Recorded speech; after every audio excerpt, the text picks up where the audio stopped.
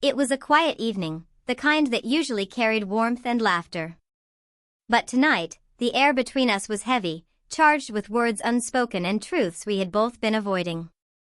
She sat across from me, her fingers nervously tracing the rim of her wine glass.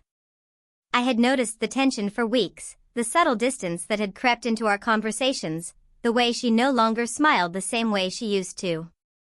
I had hoped it was temporary, a rough patch, a misunderstanding. But then she said it. Clear, deliberate, like a knife cutting through every ounce of hope I had held onto. "This marriage, it's a regret," she said, her voice barely above a whisper, yet sharp enough to pierce my chest. The words hung in the air. Regret. How could someone say that after years, after vows, after promises? I felt anger rising, yes, but beneath it, a calm, precise clarity settled over me. She had made her feelings known. There was no pretending, no negotiating, no hiding anymore. I didn't yell. I didn't beg. I simply nodded, letting the weight of her confession sink into both of us. "If that's how you feel," I said quietly, "then you should go." She blinked, stunned. I hadn't argued, hadn't tried to convince her, hadn't reacted in the way she expected. Instead, I had offered her the freedom she clearly wanted but couldn't articulate until now. "You're serious?" she asked, voice trembling, a mixture of disbelief and fear. "I am," I replied calmly. "This marriage should be a choice we make every day, not a sentence we endure. If you truly regret it, staying won't change anything. It will only make both of us miserable." For the first time in months, I saw the uncertainty in her eyes. The smirk, the practiced indifference, the casual mask she wore, gone.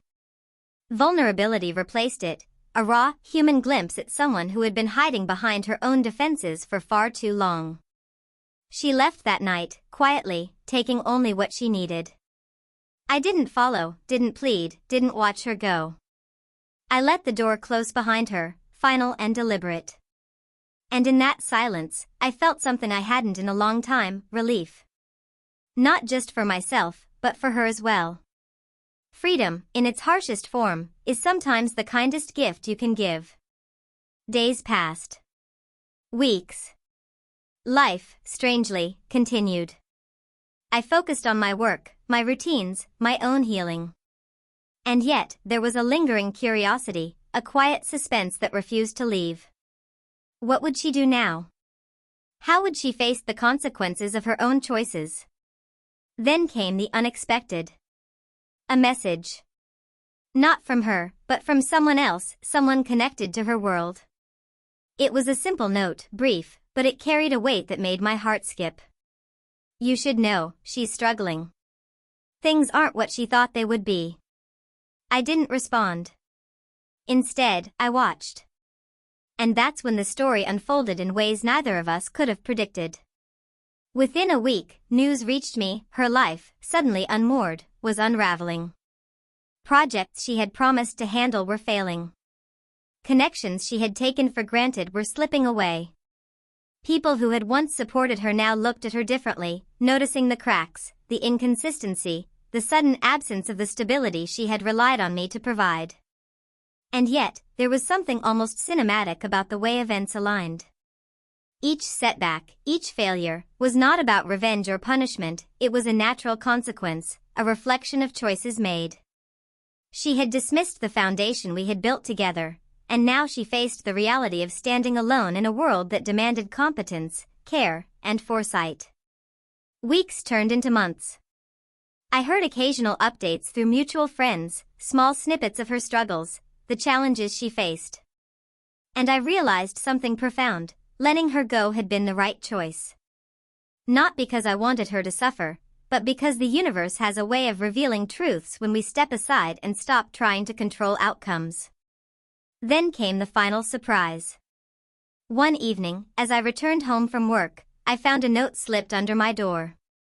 No signature, no explanation, just words, careful, deliberate, "I see now what I lost. I understand." I smiled, quietly, to myself. It wasn't a plea. It wasn't an apology I needed. It was recognition, something far more powerful than regret spoken in anger or frustration. She had realized the depth of what she had taken for granted, the life she had walked away from, and the man who had let her go with grace rather than fury. I never reached out. I didn't need to. The lesson had been learned, the truth had been revealed, and the closure was complete.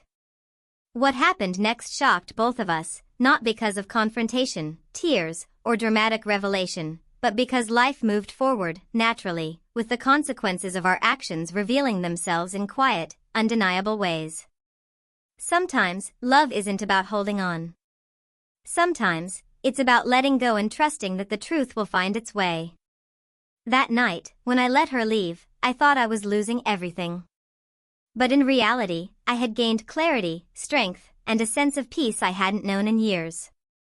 She had called our marriage a regret. I had let her go.